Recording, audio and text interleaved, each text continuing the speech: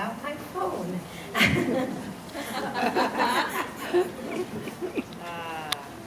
Not social media, but it does have all of the information I need. I'm so excited to welcome our first panelist, Dorian Burden, who's not only an Ossining resident and Ossining parent, she is an Ossining teacher. She's been a teacher for 22 years, 20 of which have been at AMD Middle School right here in Ossining. She is also a writer. Her favorite topics include family, parenting, relationships, and mindfulness. She has a daily meditation practice and is currently training to become a meditation instructor. She has finally accepted the fact that she will never be able to manage Twitter, and she is fine with that. Welcome, Dorian. Next, I'd like to welcome Cindy Lembo. She is a certified school social worker from the White Plains Schools.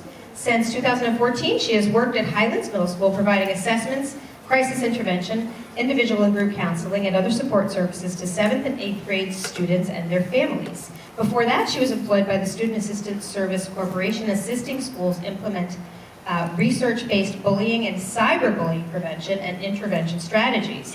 Please welcome Cindy Lembo.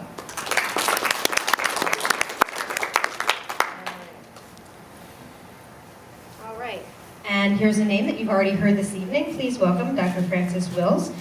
She retired just earlier this year in June from serving as the superintendent of schools for Putnam Valley. And that was, prior to that, she had been a consultant and coordinator for professional development for Pace University School of Education. But most of us locally who know her as the former superintendent of schools in Briarcliff, New York, where she served for 16 years.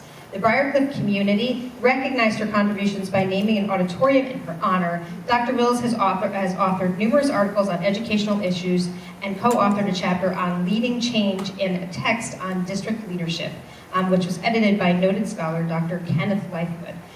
Most recently, she was nominated to serve on the Hope for Youth Foundation Board of Directors. She continues to pursue opportunities to contribute further as an educator who seeks to improve the lives and future of children and develop 21st century leaders, and she does that through her work with Dwell and Possibility, who is the sponsor of our screening here this evening. Please welcome Ms. Dr. Frances Wills.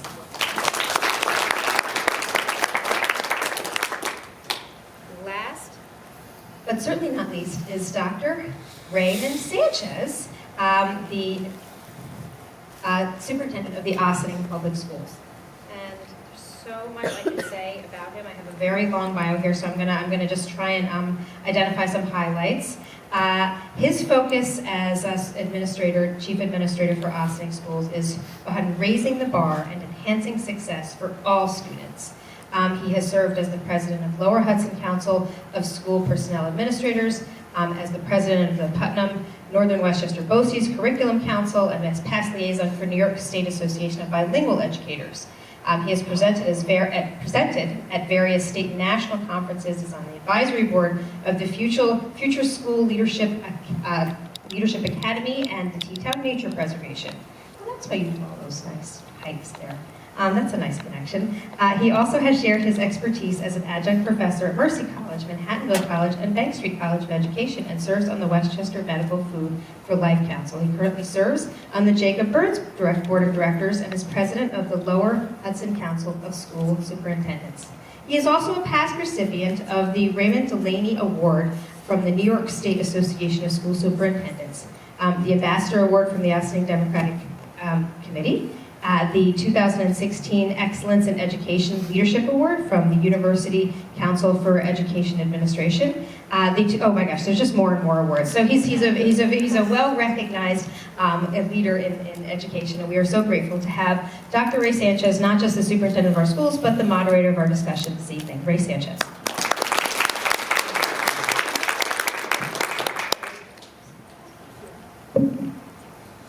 Right, so I think at the same time, we're going to allow the audience to have opportunities as well. Thank you so much for reminding me.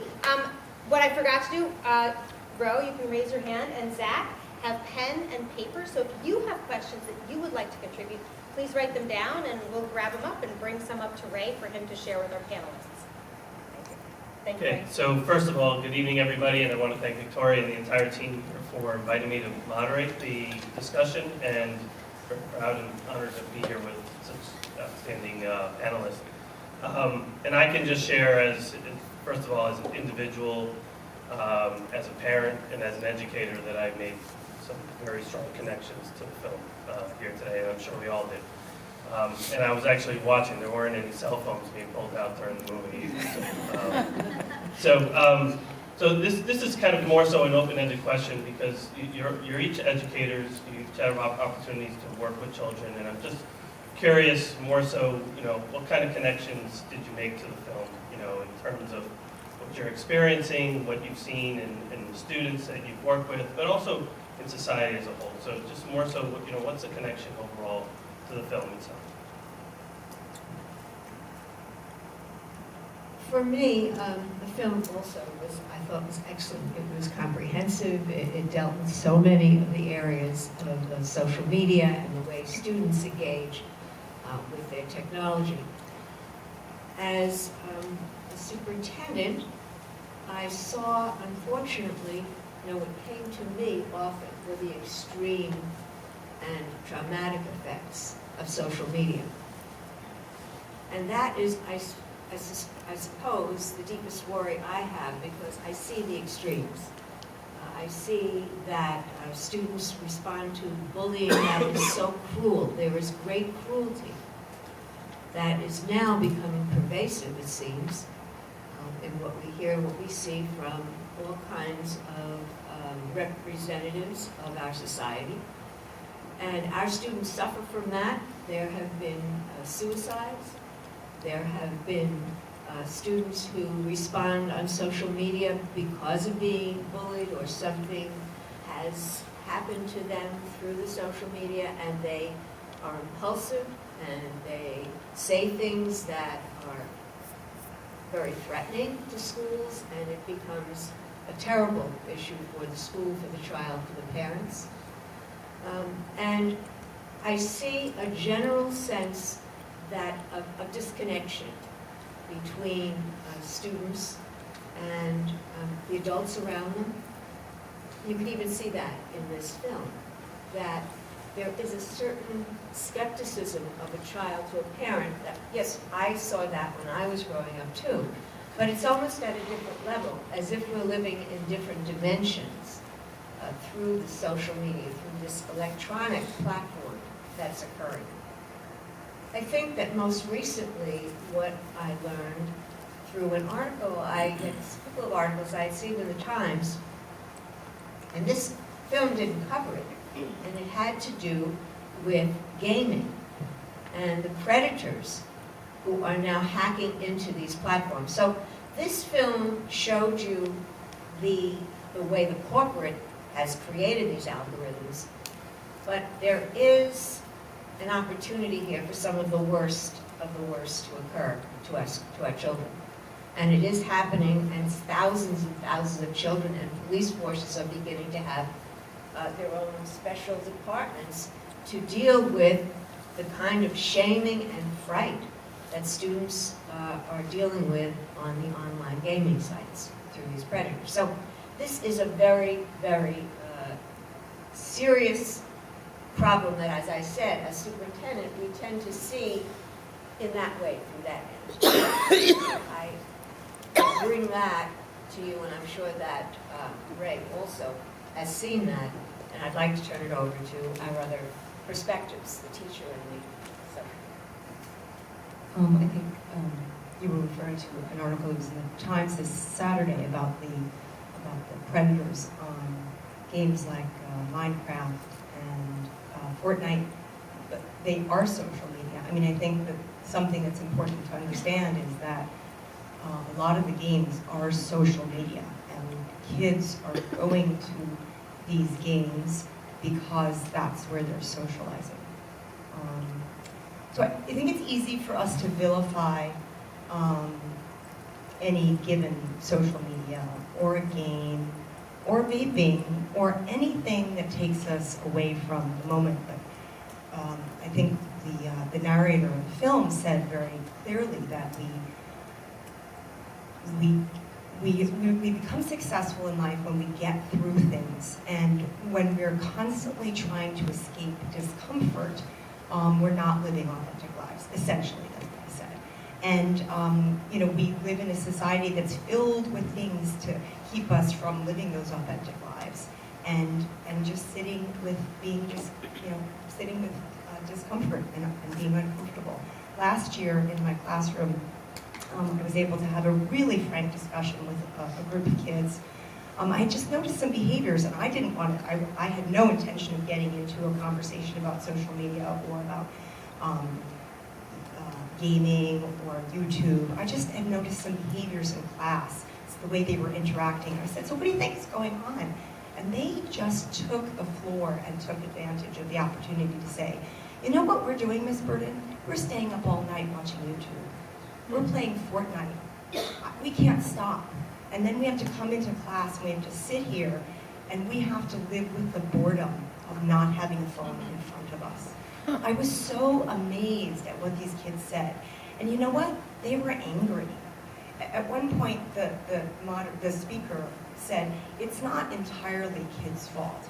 It isn't kids' fault at all. There's nothing about this that is kids' fault. We're in charge. And we have to really take responsibility for that. Kids aren't buying their own phones. They're not creating these games. They're doing what they do, which is trying to have fun and socialize and learn. And I think that we know that, I was talking with somebody before, we know that how hard it is for us to manage our use of screens and social media and to not be reactionary, but we're fully developed, mature human beings, hopefully. And kids are not developed, and they are not, their executive functioning isn't developed, they aren't able to make good judgment, so it's way harder for them. And it's not fair, the position that we put them in. Did I answer that question as well? If you want to. Sure. So I have a lot of connections with the film. I work with 7th and 8th grade students, and I see them having a really hard time putting their cell phone away for the day. And I think one of the students said that they should think about changing the name of the phone. Because I know I don't use my cell phone to call anybody. It's my GPS, it's my calculator, it's everything other than making phone calls. And those little devices, they're giving kids unlimited access to information, to content, to entertainment, and all of that is in their back pocket. And those devices have a lot of power, and that power is really awesome. And with that power comes great responsibility. We need to educate our kids about how to use them safely and responsibly. And I think social media can be a great tool to connect with others, to find your tribe, to find people who have the same interest as you. But it's when that social media is becoming a replacement for those face-to-face connections. So in the video they showed it, and I've seen it, kids are hanging out together, but instead of having conversations or playing a game, they're sitting next to each other looking at their phones. And I think that is impacting our kids and their ability to learn communication skills and social skills. And I'm seeing a greater need for social skills and communication skills training for our adolescents, because they're not getting to practice those skills on a regular basis. So within the film, it started towards the end, sharing, made reference to some of the positives of social media. Do you see any real positives or appropriate ways in which social media should be used, and what might those be? I do see positive things. Kids sometimes set up groups where they're helping each other with homework, and they're discussing math as they're doing it, and that's a positive thing. That same group of kids that told me about using these various social media in negative ways also did a really funny thing. I have stuffed animals in my room, and they were fighting over them one day, and I said, this isn't good. These are here for you to enjoy, so I think we're going to put these away. And one kid just put on whatever they were using, hey, let's all bring in a stuffed animal. Every single kid brought in a stuffed animal. the next day, and there were like a couple of kids who didn't have phones, so kids brought in extra stuffed animals for those kids, and it was a really sweet thing to do. They took something that had been started out negative, and they turned it into something really positive. So I think there are some positive aspects of social media. Yeah, I would agree with that. I think when students are on social media or using the internet, they feel more free to post how they truly feel about themselves. And so although cyberbullying can occur, I have students who have posted something about how they're not feeling so good, and the amount of support that they received from their peers was unbelievable. Not only were they, lifting that person up, but they reached out to adults in the school to help support them. So I think it could be an avenue to help one another, and I've seen it done on social media. I also see, the information, the incredible access to the world and to information that, I'm always amazed at what I can learn. Not so much through the social media as we think of Facebook, but through, all of the Googling that you can do to deepen knowledge of a particular area, the dictionaries and encyclopedias that you have online. Everything is available to you in terms of information. I also, as a grandparent, I love the fact that I can text my grandchildren. I don't call them anymore because they don't answer calls. Text them, and they will text you back. And I can text a picture. I can get something back from them. So there are some wonderful aspects, and I think that was the piece at the end of the film that was sort of the inspiring piece, which is, there is hope here because we can break, if anything, the social media can break down the tribalism because there is so much opportunity for reaching out and having different experiences. So, I guess I see this idea that we have to find a way perhaps to protect our children and take charge as the adults. When I think about monitoring, I'm thinking about it in a more positive way than surveilling the kids.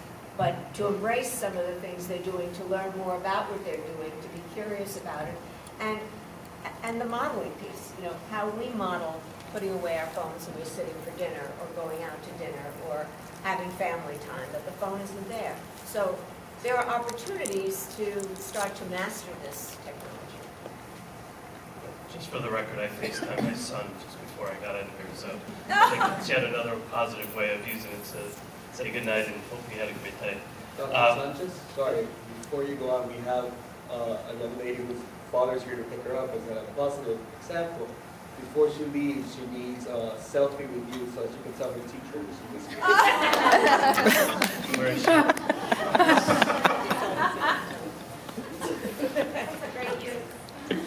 So that's a positive news. That's a positive, that's evidence, I guess. So let's do it with the whole crowd in the back. How's that? Ready? Get a good angle. Yeah, right. Everybody say hi. Hi. Hey, how do we transition? All right, so we have a few questions from the audience. One question reads, as educators, how do you balance the need? How do you balance needing social media to engage with kids versus keeping them off social media? So the question is, as educators, how do you balance needing social media to engage with kids versus keeping them off social media? I teach 6th grade. The middle school is probably the last place where we get to have kids, particularly in the 6th grade, without the phones. I don't engage with students on social media. I don't engage with students on social media. I engage with them in person in my classroom. I try to show up at events where they're going to be in a sports, I try to be there in real life for them. So they have social media lives. I have a social media life. those two don't ever cross. I think it's all about balance. I think, there's so much technology can bring to a classroom. It can make learning really engaging for students. But I don't want it to replace those face-to-face conversations that students have, where they can ask like deep, meaningful questions with their peers or with the teacher. So I think it's really all about balance. I think I would just add to balance the boundaries and making clear boundaries around when social media is used and what it's used for. I also think engaging with students, finding out what they're actually doing, looking at the phones, having that as a major contract with your kids that, yes, I will look at the phone, because when you're looking at the phone, you could find something out that's happening. If you notice that your child is seeming to be depressed or anxious or not there, vacant looking, or upset about something, there could be something on that phone that can literally save a life and can give you a clue, certainly, into what's happening with the child at that particular time. I know, I'm sure social workers see that as an opportunity to learn what is going on with a child. So we talk, we've often been referencing the child, the student, and certainly it's critically important, but I guess my question relates to what impact do you think social media is having on us as adults? We talk again, the aspect of anxiety and depression that it might be influenced, that social media might be influencing children. Again, what impacts do you see having on us as adults and society as a whole? I think we're having very similar impacts. I was actually just in an elevator today, and I immediately pulled out my phone when there was someone else in there with me, and it was just so easy for me to avoid that like awkward silence or having to make small talk, and I just didn't want to sit with that uncomfortable feeling. And I think that we're really missing out on opportunities to connect with others and opportunities to feel that boredom, that dead time, that time to think and be mindful and be still and be quiet. And I think the phone is so easily accessible, and it's so engaging and stimulating, and all those apps are designed to make us addicted, that I think we're missing out on the present moment in the here and now. And I believe you know a lot about mindfulness. Is that true? Do you want to speak on that? I could speak a little bit about it. But first, just to talk about some of the problems with the social media. I mean, there are wonderful things, and yes, it's really engaging. But I mean, I think in the movie, it pointed this out, you turn on your phone and you're looking at something, and suddenly you look up and you cannot believe how much time has passed, and you've done nothing. And that's, as we get older, that's a lot scarier.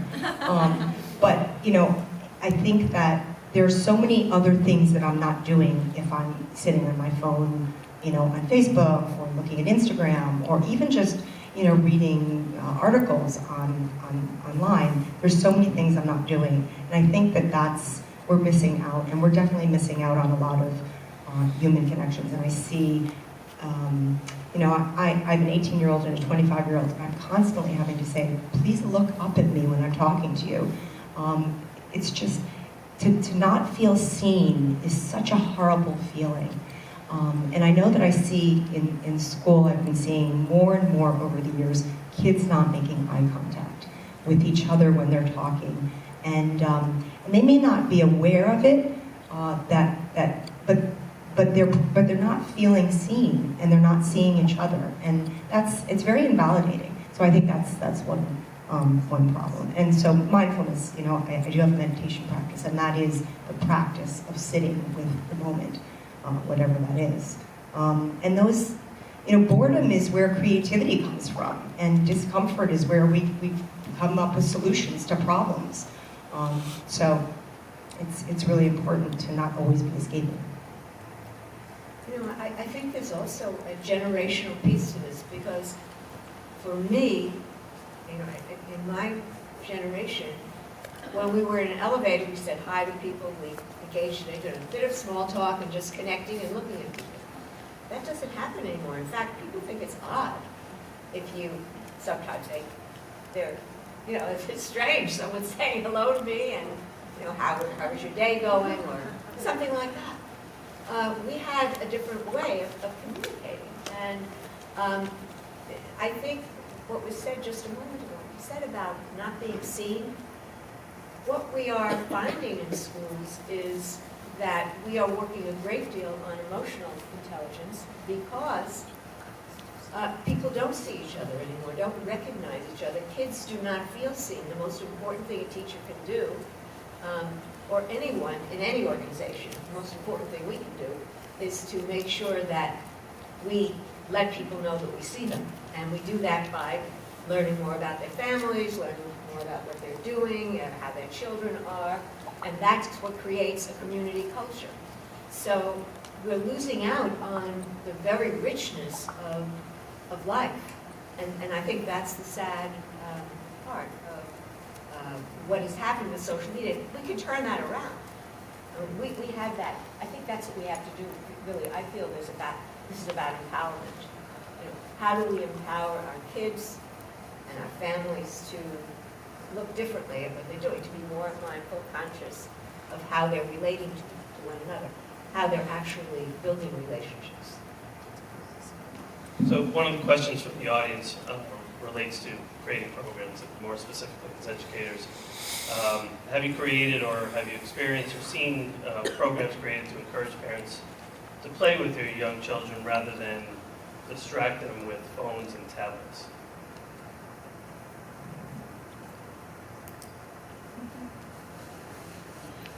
Yes. So in White Plains, they just released this initiative. It's called like Basics, and it talks about how to interact with young kids at an early age, like making eye contact, how to communicate, how to point things out, like basic developmental skills. Because I know sometimes it's so easy, you're at a restaurant, you have to put a screen in front of your child, but this talks about all those learning opportunities that might be missed. So I think we are going in that direction. I just thinking about that. I know my daughter is a counselor, an elementary counselor, and is very, very concerned about kids who literally have not had eye contact with their parent. And we know that this is fundamental to healthy development. So, I mean, if you nursed your baby, you looked at your baby, that eye contact. That is, or if you were holding a bottle for a baby, you looked at your baby. And that is absolutely essential to healthy development. And now, unfortunately, people are distracted by something that they're holding in their hand. And that's not, I think it's because people don't realize, we haven't educated people enough to know just how significant this eye contact is. Mother and child, father and child. So the next and cell phone policies, particularly in schools, are there ways, or do you think there's effective cell phone policies that can be implemented within settings like high schools and middle schools? As educators, are there any effective? What is an effective cell phone policy, and how can we encourage individuals like administrators to implement them? I suspect that it really it's pretty hard for schools alone to do that. That it really needs to be a community-wide approach. I think that, I know, when I think about my own family, when we got phones for our kids, it's because we were, wanting to make sure they were safe and be able to get in touch with them. And it was really our own anxiety that fed that. And we live in an age of anxiety, and to a large extent, we get our kids' phones because we want to know that they're safe and be in touch with them, even though we're not in a very dangerous, environment here. And so there is pressure for us to allow kids to have phones. I remember that pretty specifically. We have to make sure that kids are allowed to have their phones. They just can't have them, in the classroom. But we have phones in every classroom in our building. And we have kids who need to call home all the time, and they, they just use the phone in the classroom. So I think it would be best if it was like a community-wide, where we really as a community said, here are the things that we think are important, here's what we can do. In the 6th grade, kids are absolutely not allowed, well, in our building, kids are not supposed to have their phones. I know that the 6th graders are pretty good at doing that. I don't know about the other grades. That's a very tough question. So, in my building, we have an away for the day policy where all students are supposed to have their phone off and locked in their locker. I don't know if there are any young people still in this room, but they have a really easy way of finding a place to hide it where the teachers don't see it. And a lot of times when I check in with students and I'm like, this is our school policy, they say, well, my mom told me I should keep it on me all the time so they can contact me if they need to. And I have parents calling or texting their child throughout the school day. So I do agree that it needs to be a more community-wide effort so we're all on the same page about how having a cell phone on you in school would be impacting your learning. I might need another photo You need opportunity. some photo ops. Next time we're going to use pen and paper.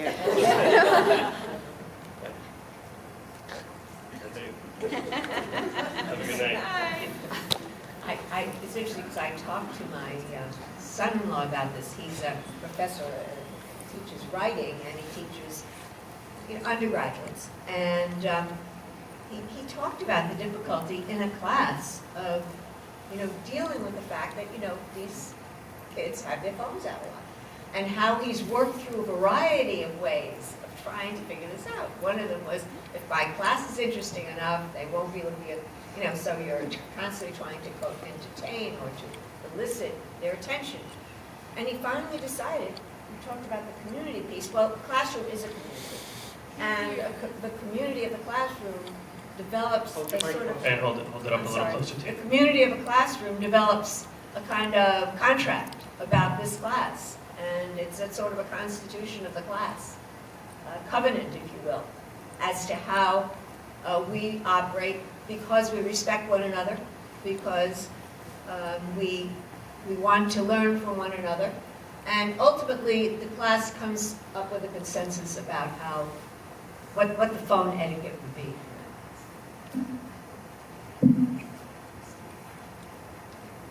So I was reading an article, this is, I guess, one of the positives of social media on Twitter, and it noted that preschoolers or under 5s who are high users are twice as likely to often lose their temper and are 46% more prone not to be able to calm down when excited.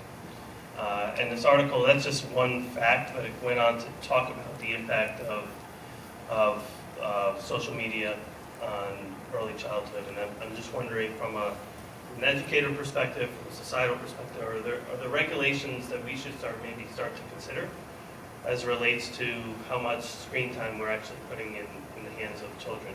I.e., we have iPads, we have all kinds of tools. Should we really start taking other additional steps to make sure that we regulate how much parents and families have, even in schools?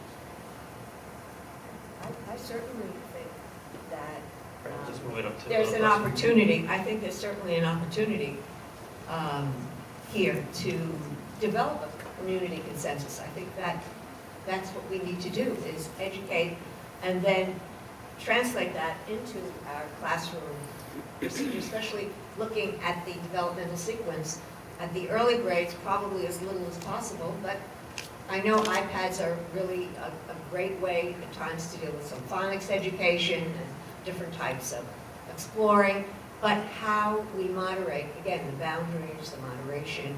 And it's not surprising that when you have this constantly growing, changing technology that's just accelerating, that we have to figure out, how we can best make it happen in our schools for the betterment of the students.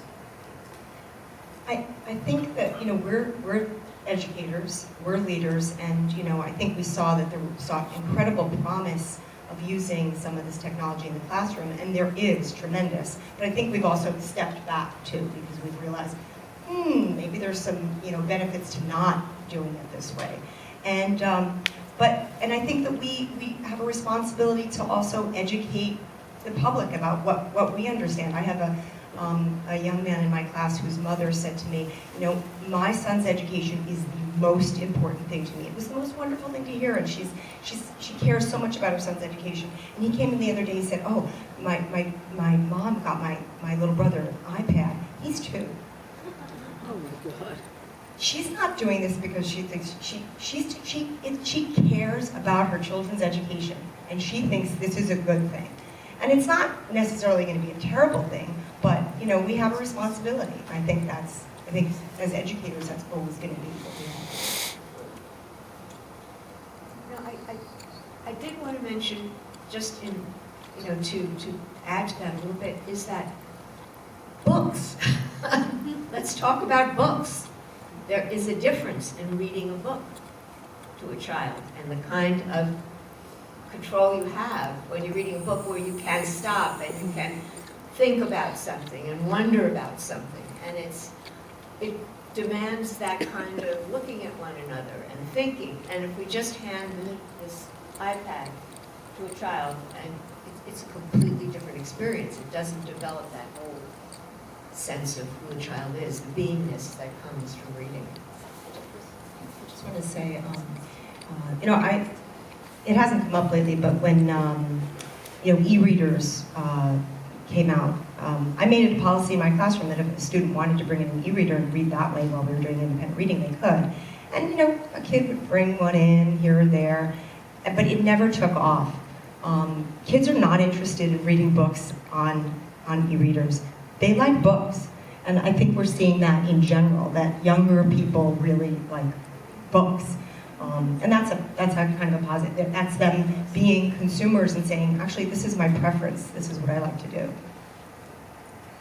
So this question came from the audience. It says, this is from an organization that's in Rivertown. It says, what advice would you give us for talking to other parents regarding screen smart communities?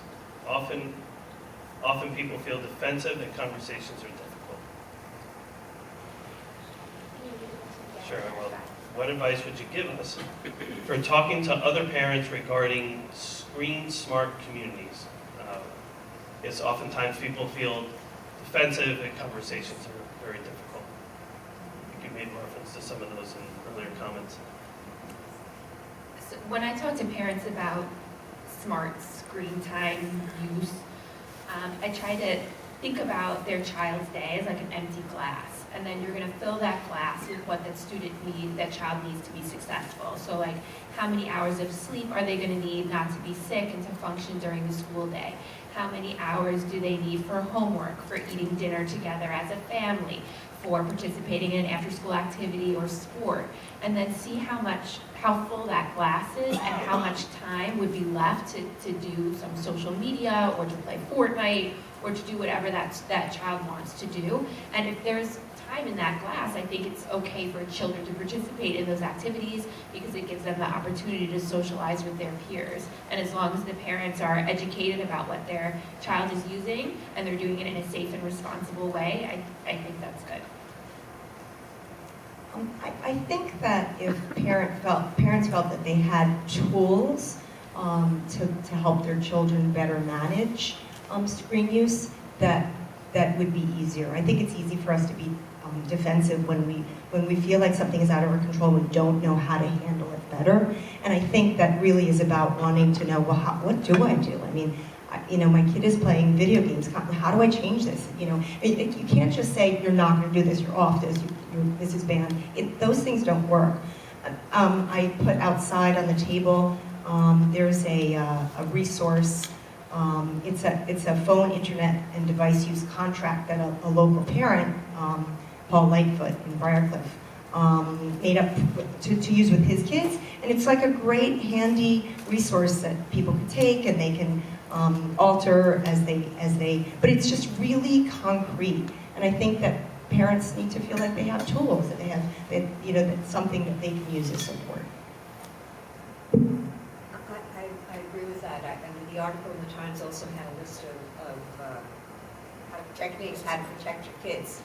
you can easily get to that online, you can get to the Times article, but they talk about things like setting rules for when, for how you and your child interact with others online. I mean, just teaching the etiquette, learning it together, sitting and talking about what are some rules, especially when you have someone, some type of predator or someone who is coming on as hacking into your child's Fortnite and so on, or your game. What does the child do? We have to help our child too with the tools. And one of the best tools is for the child to feel that the parent is a trusted person, or is there another trusted adult that the child can go to for that kind of help. Talk about online safety as a group with other parents and children and get their ideas as well. And engage with the games as well with your child to see what they're like. This is a big step, but I think it's important to know actually what is happening. And so I'm going to share just one more question from the audience, school related. Can you speak to how school budgets balance dollars towards technology versus after-school programs, community events, and the arts? You're allowed to answer questions too. Yeah, there you go. I like the moderator part of this session. I will, but I'll let Brandon I start. think there was a time when technology, became sort of the focus of a lot of our attention. And to be perfectly honest, a lot of that was manufactured by the folks who were making these machines and creating the software, the Googles and the Apples. And they had a very good argument about how these tools could enhance the educational experience in your school. And there are, as we said, there are many places where they do become, extremely important, and it's helpful. But I think, as with so many other new technologies, new ideas, the corporate starts to become the master. And I think we've learned in schools that we have to take a step back. And I think we have already, in most schools we have already, and said, what is this really doing for us students? How far do we go with this? How do we moderate it? How do we set boundaries? And we have teachers talking about it as well. And I think we're all on the same page with that. We needed to have the technology, clearly, and it's throughout the school, in all of the offices, and all of the spreadsheets that we have, and the very sophisticated data collection that we have to do now. It's just enormous. But we also have to be, I think, extremely careful and skeptical when these new technologies come on the horizon. What is our role? How do we best serve the resident, the taxpayer, the parent? So I'll just add to it. From a school district's perspective, I think we're always looking for a balance. And through the lens of technology, it's ultimately what's the value added to any form of technology. It's not technology for the sake of technology. And when we look at instructional practice, what does technology give you or provide you that you otherwise couldn't do without it? If it's a board that you can just write on electronically versus a chalkboard, then that's really just a substitution. And we're looking for certainly improvements. But we've also asked very concrete questions and difficult questions about, or just honest questions about how much is too much. We've really tried to think really carefully. We have a real passion, at least I can speak for, but all of us have a passion for early childhood and know the value of that. But what is the place of technology in those settings? When we want children playing, we want them interaction, we want them to really develop those social skills, and are we starting to create behaviors by giving them technology in those settings that ultimately we're going to tell them not to use down the road? So that's the balance that we have across the board, and yet at the same time we also realize the real importance of community events, after-school activities. Those are really, really critical to our programming and to the educational system, at least here in Austin. And frankly, the future for our students in their careers in college, they have to at least have a basic and somewhat more sophisticated understanding of technology. so that they can move on in their lives too, with what's out there in the economy, careers. So our libraries have to be up to date so that, they're walking into college or career with what they need. And it's very different today. The technology that we're bringing into schools, the STEM technology, the 3D printers, it's a whole different area of creativity. And it's a different kind of technology. It's not the computer or the social media. It's a whole different way of thinking about the world. So we're coming to an end. I'm just going to ask our panelists if there's any final words or something that you wanted to say. You want to get out in the parking lot and say, gosh, I should have said it. This is your time. I guess the only thing, as a teacher who is very involved in literacy, I think that my job is very much to help my students become very literate in the information that is available on social media and media in general. And I think that it's completely different than the kind of stuff that I grew up with, which was generally speaking more reliable. And students are, again, they're young, they're not that sophisticated, they don't know how to tell the difference between something that's real or not real. And we don't even as adults, and I think that's going to be a huge push for us in the future, is the literacy piece for helping our kids be able to manage the information that's on social media. One last thing I wanted to talk about was gaming. I have a lot of students who I feel like when I ask them what they did over the weekend, all they did was play Fortnite or play some other video game. And that's because video games are designed to keep adolescents' attention. So if we're trying to limit or decrease their use, we need to find replacement activities for them that are going to be just as engaging, both mentally, give them an opportunity to de-stress and to be social. So I think it's our job as adults to help them find those activities. And there's a website called GameQuitters.com. They have this really awesome hobby tool where the student or the child can put in their interests and they can find them other activities that would meet those needs but without being in front of a screen. So it's a good tool. What's it called? GameQuitters.com, and then there's a hobby tool that helps them find a new hobby. I guess I would take it to the online safety. I feel that is critical, that we know more about what's happening with our kids online, that we see ourselves as protectors in that way, and that means a different way of engaging, I think, with our kids with their online work. And also, I'd say get outside. Somehow on those weekends, make it, there's so much to see. Ossining has wonderful opportunities for, walking on the Aqueduct Trail and going to T-Town. There's so much to do outdoors. And once kids get a taste of that, that pulls them away from that being within those four walls. And for us too. So that's what I would say. Get outside, nature. All right, so please join me in thanking our panelists for